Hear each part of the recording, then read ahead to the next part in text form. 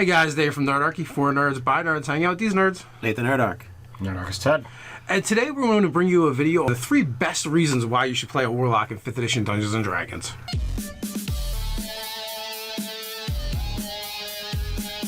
If you want to jump down the description below, you can sign up for Nerdarchy, the newsletter. It's a great way to get gaming tips, as well as learn how to game with us. The Warlock class has unquestionably been one of the most popular classes within the 5th edition Dungeons & Dragons Player's Handbook. We've noticed when we do videos about it, we get way more interaction, more people show up to see it. And everyone is always asking us to do more Warlock videos. It's surprisingly enough, as I'm like, well, we've done like 100. Can you do one more? But yeah, and even our GM 911s that come up, there's always like questions about patrons and the Warlock and the packs and how to do this build and that build. So what we have is the 3 best reasons to be a Warlock in 5th edition Dungeons & Dragons. The first one being DM's Little Helper, which is basically where you've got a built-in story arc that you can develop simply because you've got a big bad normally, or someone who's going to at least at best be neutral, like a Fey Lord. Yes. Got the ear of the person, so it's typically the person that, or the entity that you are serving as a warlock, is not one of the goody two shoes, fruity NPCs that's out there. So you've got someone that at best is neutral and shady that you're going to have to do something for. So it gives the DM these little elements and tidbits right into the campaign, and it's great for story. Well, or they could just be a deal maker, right? They don't have to necessarily be bad or shady for that matter. Sure. It's the letter of the contract. The rules are the rules, and they abide by them no matter what. But when you say story arcs, one of the interesting things is the player that tries to get out of the deal, right? Yeah. Or they bargained away something. They decided that I actually really need that, and they want to try and get it back. But also it creates, even if you don't have this adversarial role between patron and warlock, it does create a NPC in your game that you can use over and over again. That's very interesting, should be cool, and is extremely powerful because it literally is giving these class abilities to one of the players. So that's DM's Little Helper. Yeah, the next thing is that it's a really diverse class for RP as well as mechanics. Because, if you want to play a particular type of character, you could probably find a way to do it within the Warlocks. Right. Between all the invocations, between the different archetype paths. Yeah, so let's break it down the patron, a the bit. pack, the invocations, the spells you choose.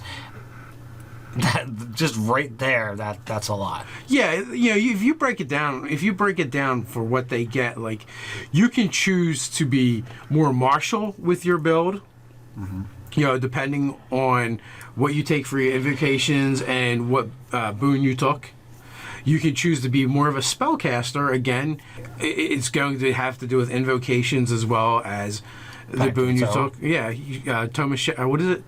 Pact of Tome. Yeah, Pack of the Tome. For the more martially bend, you have Pack of the Blade.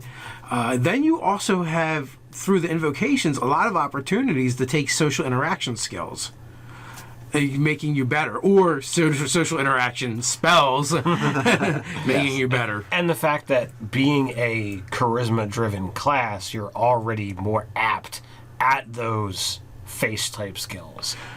Yeah, and they just get a broad base of abilities when it comes to both their skills, the weapons and armor they get to choose. You have options. Absolutely. Also, there's the Pact of the Chains. So that one's like more utilitarian, more middle ground, miscellaneous. So again, but that can be another way to explore the Warlock and how to do different things. Absolutely. And I think the other interesting feature of the Warlock is so many players, especially talking out in different groups, are very interested in playing the anti-heroes. When we hung out with the... So that's reason number 3. That's reason number 3. And when we talked to some of our fans over at South Jersey Geek Fest, they talked about, the party's full of anti-heroes. Yeah. It's currently a popular trend that's going out there in RPGs, and the Warlock is kind of pre-built into that role because it's like, well, I'm serving this dark master, I'm so goth, you've got this set up to be able to be like, all right, well, I'm already leaning that direction. I might as well run with it. Yeah, there's always been anti-heroes, but it does seem like when you introduce a class like the Warlock, it just like amps up the number of people that want to play that character now and play that archetype of anti-hero in the game.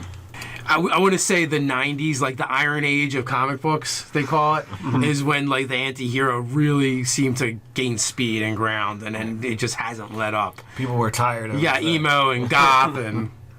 People were tired of the Captain America and the Superman. They want the bad boys. The bad boys, the Batman, the Wolverine, Well, there's something powerful about being a person that's either made bad choices or had bad things happen to them. Or, I mean, like in the case of the Warlock, what was your Warlock character? You were out in the vacuum of space. Yes. And someone said, "Hey, do you want to live?" And you said, Yep. "Yeah, I do." In fact, I guess I do. Well, that character, when I made him, he was designed with a low wisdom.